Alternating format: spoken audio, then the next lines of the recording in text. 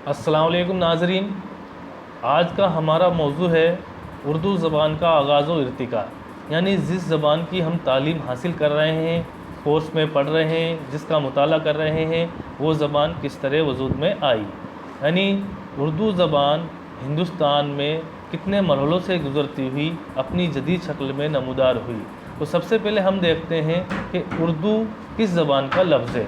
उर्दू तुर्की ज़बान का लफ्ज़ है जिसके लग़वी मानी होते हैं लश्कर या फ़ौज या शहद के। हिंदुस्तान में राइज मुख्तलिफ़ ज़बानें अपनी अलग अलग स्क्रिप्ट यानी लिपि में लिखी जा रही है। उसी तरह उर्दू ज़बान किस लिपि में, किस स्क्रिप्ट या किस ख़त में लिखी जाती है हम देखते हैं। जिस तरह हिंदी देवनागरी लिपि में लिखी जाती है, उसी तरह उर्दू ज़बान सामी अरबी के ख़त नस्तालीक में लिखी जाती है। यानी उर्दू का जो लिपि है, स्क्रिप्ट है, वो ख़त नस्तालीक है। अब हम देखते हैं कि उर्दू ज़बान हिंदुस्तान में किस तरह पैदा हुई और कितने मरहलों से गुज़रती हुई ये ज़बान अपनी जदीद शक्ल में नमूदार हुई। उसके लिए हमें उर्दू ज़बान की तारीख़ को देखने के लिए हिंदुस्तान की 1000 साला तारीख़ का मुताला करना पड़ेगा।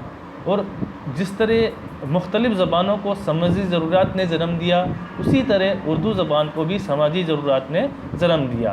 तो हम देखते हैं कि शुमाली हिंदुस्तान में आर्यों की आमद 1500 कब्ल मसीह में हुई और उसी वक्त हिंदुस्तान में पहले से एक कौम आबाद थी जिसका नाम था द्राविड़। उस ज़माने में हिंदुस्तान में वैदिक संस्कृत ज़बान बोली जा रही थी। वो अपने समाजी मरहलों में, समाजी कामकाज में इसी ज़बान को वजूद में आ रही थी। सारे अदब में संस्कृत, वैदिक संस्कृत ज़बान ही वजूद में थी। उसी वक्त पाणिनि ने वैदिक संस्कृत में कवायद के उसूलों के मुतालिक अपनी अहम किताब अष्टाध्यायी लिखी थी। वक्त के साथ साथ इस ज़बान में और सुधार हुआ और इसमें मकामी बोलियों के अल्फाज मिलने से ये ज़बान अपनी फितरी शक्ल में नमूदार हुई और वो ज़बान प्राकृत कहलाई। प्राकृतों का उरूज किस तरह हुआ वो हम देखते हैं। जब हमने देखा कि आर्यों की आमद के वक्त जो तारीख़ थी वो 1500 कब्ल मसीह, प्राकृतों का उरूज 600 कब्ल मसीह में हुआ। उस हैद में प्राकृतों की 5 शक्लें नुमाया थी: महाराष्ट्री प्राकृत, सोरसेनी प्राकृत, मगधी प्राकृत, अर्ध मगधी प्राकृत और पिसाजी प्राकृत। महाराष्ट्री प्राकृत जो थी वो महाराष्ट्र के इलाक़ों में बोली जा रही थी, महाराष्ट्र के इलाक़ों में राइज थी और ये सोरसेनी की तरक्की याफ्ता शक्ल है। अब हम देखते हैं सोरसेनी प्राकृत। इस प्राकृत पर संस्कृत ज़बान का बहुत ही गहरा असर है और ये ज़बान हिंदुस्तान के वस्ता इलाके यानी मथुरा के आसपास के इलाके में बोली जा रही थी। मगधी प्राकृत, इस प्राकृत का जन्म जुनूबी बिहार के इलाके में हुआ था और अर्ध मगधी प्राकृत जुनूबी यूपी के हिस्से में राइज थी। पिसाजी प्राकृत का जो वजूद में आई वो कश्मीर और पंजाब के इलाके में। इस तरह हम देखते हैं कि सबसे पहले वैदिक संस्कृत से की तरक्की याफ्ता शक्ल क्लासिकी संस्कृत थी और क्लासिकी संस्कृत में मकामी बोलियों के अल्फाज मिलने से एक नई बोलियों का, एक नई ज़बानों का उरूज हो रहा था। वो ज़बान प्राकृत कहलाई थी और हिंदुस्तान के मुख्तलिफ़ हिस्सों में वो ज़बान अपने मुख्तलिफ़ नामों से पुकारी जा रही थी।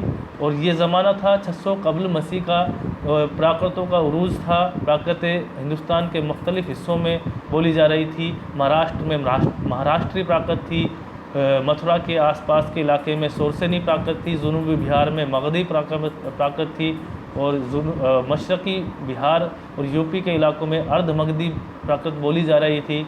कश्मीर और पंजाब के इलाकों में पिसाजी प्राकृत वजूद में आई।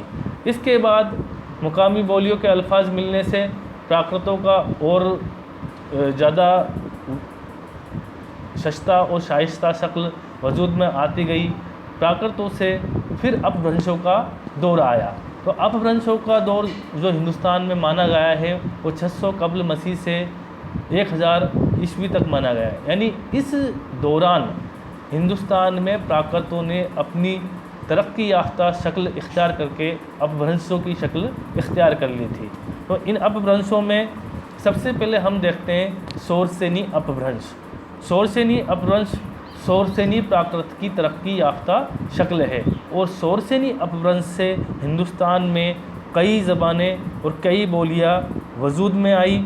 उन बोलियों और ज़बानों में हम देखते हैं सबसे पहले खड़ी बोली, पंजाबी, राजस्थानी, गुजराती, ये सारी की सारी ज़बानें शौरसेनी अपभ्रंश से ही वजूद में आई थी। उसके बाद हम देखते हैं मगधी अपभ्रंश। मगधी अपभ्रंश जुनूबी बिहार के इलाक़ों में राइज था। और मगधी अपभ्रंश से जो ज़बानें वजूद में आई वो बंगाली, उड़िया, भोजपुरी, मगही, मैथिली, ये सारी की सारी ज़बानें मगधी अपभ्रंश से वजूद में आई। उसके बाद हम देखते हैं अर्धमगधी अपभ्रंश। अर्धमगधी अपभ्रंश जो मशरक़ी बिहार और यूपी के इलाक़ों में राइज था। इस अर्धमगधी अपभ्रंश से भी कई बोलियों और ज़बानों ने अपना जन्म लिया। उन अर्धमगधी अपभ्रंश में जो ज़बानें वजूद में आई उनमें ख़ास तौर से अवधी और छत्तीसगढ़ी बोलियां मानी जाती है। उसके बाद महाराष्ट्री अपभ्रंश महाराष्ट्र के इलाके में बोला जा रहा था। और उस अपभ्रंश से जो ज़बान वजूद में आई, जो बोली वजूद में आई, वो थी मराठी। उसके बाद देखते हैं हम शमाली मगरबी अपभ्रंश। इसके दो अपभ्रंश थे, बड़ाचढ़ अपभ्रंश और कैकई अपभ्रंश। बड़ाचढ़ अपभ्रंश से जो बोली वजूद में आई वो सिंधी बोली थी। और कैकई अपभ्रंश से जो बोली वजूद में आई वो लहंदा यानी कि मगरबी पंजाबी। इस तरह हमने देखा कि किस तरह हिंदुस्तान में आर्यों की आमद और द्राविड़ कौम के आबाद के ज़माने से लेकर जो ज़बान राइज थी वैदिक संस्कृत से ज़बान सस्ता और शाइस्ता शक्ल इख्तियार करते हुए क्लासिकी संस्कृत में तब्दील हुई। और क्लासिकी संस्कृत से मकामी बोलियों के अल्फाज मिलने से धीरे धीरे जो ज़बानें वजूद में आई वो प्राकृत थी। और प्राकृत की 5 शक्लें हमने यहाँ देखी। उसके बाद प्राकृतों में और ज़्यादा धीरे धीरे सस्ता शाइस्ता शक्ल इख्तियार करते हुए अपभ्रंश का ज़माना आया। और अपभ्रंशों में 5 अपभ्रंश उस वक्त हिंदुस्तान में राइज थे जो हमने अभी देखे। इसके बाद हम देखते हैं कि किस तरह हिंदुस्तान में आर्यों की आमद से लेके दौरे जदीद तक उर्दू ज़बान की शक्ल इख्तियार करने में कितने मनहलों से गुज़रना पड़ा। तो हम एक बार फिर देखते हैं कि हिंद आर्याई ज़बान का सबसे कदीम जो दौर था वो 1500 कबल मसीह से 500 कबल मसीह माने गया है। और उस ज़बान में वैदिक संस्कृत, क्लासिकी संस्कृत या जिसे हम आम तौर पर संस्कृत ज़बान के नाम से जानते हैं वो हिंदुस्तान में वजूद में आ रखी थी, राइज थी। उसके बाद हम देखते हैं कि संस्कृत ज़बान से कौन सी ज़बानें वजूद में आई। वैदिक हिंद आर्याई ज़बान का वस्ता जो दौर है वो 500 कबल मसीह से 1000 ईस्वी माना गया है। और इस दौर की जो ज़बानें हिंदुस्तान में राइज थी वो प्राकृत और अपभ्रंश थी। और इसी में धीरे धीरे तरक्की याफ्ता शक्ल अख्तियार करते हैं ये ज़बानें हिंद आर्याई ज़बान का जिसे जदीद दौर कहते हैं और 1000 ईस्वी से ये माना गया है वो ज़बानें थी उर्दू और हिंदी। यानी अगर हम देखें कि उर्दू और हिंदी ज़बानें जो है हिंदुस्तान में लगभग 1000 ईस्वी में वजूद में आई। ये ज़बानें अपनी कोई नई ज़बानें नहीं थी बल्कि ये हिंदुस्तान में पहले से राइज प्राकृत, अपभ्रंश और उससे पहले से राइज संस्कृत ज़बानों से ही वजूद में आई। उर्दू की असल हम देखें तो उसे शौरसेनी अपभ्रंश से मानी गई है। और शौरसेनी अपभ्रंश वो शौरसेनी प्राकृत से वजूद में आया। और दिगर प्राकृतों की तरह शौरसेनी प्राकृत भी संस्कृत से वजूद में आई। यानी हम देखें तो इस तरह सीढ़ी बनती है, सबसे पहले संस्कृत, उसके बाद प्राकृत, उसके बाद अपभ्रंश और अपभ्रंश से पैदा होने वाली ज़बानें उर्दू थी। शुमाली हिंदुस्तान में मुसलमानों की जो आमद हुई थी वो 1193 ईस्वी मानी गई है। और उस वक्त में मुसलमान और हिंदुओं के मेल जोल से आपस में एक नई ज़बान का ख़मीर पैदा हो रहा था दिल्ली और नवाई दिल्ली के इलाक़ों में। और वो ज़बान उर्दू और हिंदी मानी गई है। मुसलमान जब हिंदुस्तान में आए तो मुसलमानों के साथ जो ज़बान साथ में आई थी वो अरबी, फ़ारसी और तुर्की ज़बानें थी। जब मुसलमान सबसे पहले पंजाब में पहुँचे तो उन ज़बानों में कदीम पंजाबीपन का एहसास होता है, यानी उन ज़बानों में पंजाबी ज़बान के अल्फाज घुल मिल गए थे। इसी तरह पंजाबी ज़बान के अल्फाज मिलने से उर्दू, अरबी, फ़ारसी और तुर्की ज़बान के अल्फाज मिलने से धीरे धीरे 1000 ईस्वी के आसपास दिल्ली और नवाए दिल्ली के इलाक़ों में एक नई ज़बान पैदा हो रही थी, वो थी खड़ी बोली। खड़ी बोली सोरसेनी अपभ्रंश से ही पैदा हुई थी और उसी खड़ी बोली जो दिल्ली और नवाए दिल्ली और मशरक़ी यूपी के इलाक़ों में आबाद थी, उसी खड़ी बोली से उर्दू ज़बान की पैदाइश मुहक्किकीन अदीबों ने मानी है।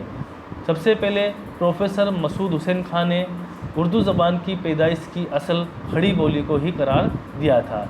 यानी हम वापस एक बार फिर उर्दू ज़बान की पैदाइश का सीडी देखते हैं तो सबसे पहले हम देखते हैं कि हिंदुस्तान में संस्कृत ज़बान, संस्कृत से वैदिक संस्कृत, क्लासिकी संस्कृत, उसके बाद जो दौर आता है वो प्राकृतों का दौर था, प्राकृतों के बाद जो दौर आता है वो अपभ्रंशों का दौर था, और अपभ्रंशों के बाद जो है जो नई नई अपभ्रंशों से जो बोलियां पैदा हुई उनमें एक बोली थी खड़ी बोली, और इसी खड़ी बोली से उर्दू और हिंदी ज़बानें वजूद में आई। तो इस तरह हमने देखा कि हिंदुस्तान में उर्दू ज़बान की पैदाइश किस तरह हुई, कितने मरहलों से गुज़रती हुई ये ज़बान अपने लगभग 2500 साल का सफ़र करते हुए अपनी जदीद शक्ल में नमूदार हुई।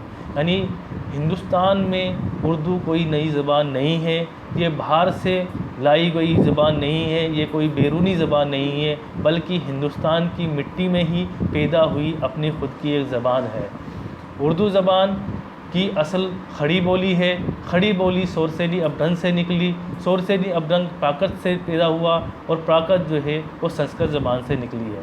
तो कहीं ना कहीं उर्दू ज़बान की पैदाइश में संस्कृत ज़बान का अपना एक ख़ास मुकाम रहा है, क्योंकि कहा जाता है कि संस्कृत ज़बान सभी ज़बानों की जननी है। यानी हिंदुस्तान में जितनी भी ज़बानें वजूद में आई वो सारी की सारी संस्कृत ज़बान से पैदा हुई, और इसमें कोई शक नहीं है कि उर्दू ज़बान भी संस्कृत ज़बान से ही पैदा हुई है। हो सकता है कि बैरूनी हुकूमत, बैरूनी बादशाहों के हिंदुस्तान में आने से इसका ख़त नस्तालिक या असामी अरबी हो गया है, लेकिन इसके अल्फाज और इसकी जो वजूद है, इसकी जो जन्म स्थली है वो हिंदुस्तान ही है, और ये कोई नई ज़बान नहीं है, हिंदुस्तान में ही पैदा हुई ज़बान है। तो इस तरह हमने इस वीडियो में उर्दू ज़बान के आगाज़ व इर्तिका के बारे में हमने देखा कि उर्दू किस ज़बान का लफ्ज़ है, इसके मानी क्या है, इसका ख़त क्या है, और ये कितने मरहलों से गुज़रती हुई अपनी जदीद शक्ल में पैदा हुई। अगले वीडियो में हम उर्दू ज़बान की पैदाइश के मुख्तलिफ़ नज़रियात के बारे में गुफ्तगू करेंगे। अस्सलाम व रहमतुल्लाहि व बरकातहू।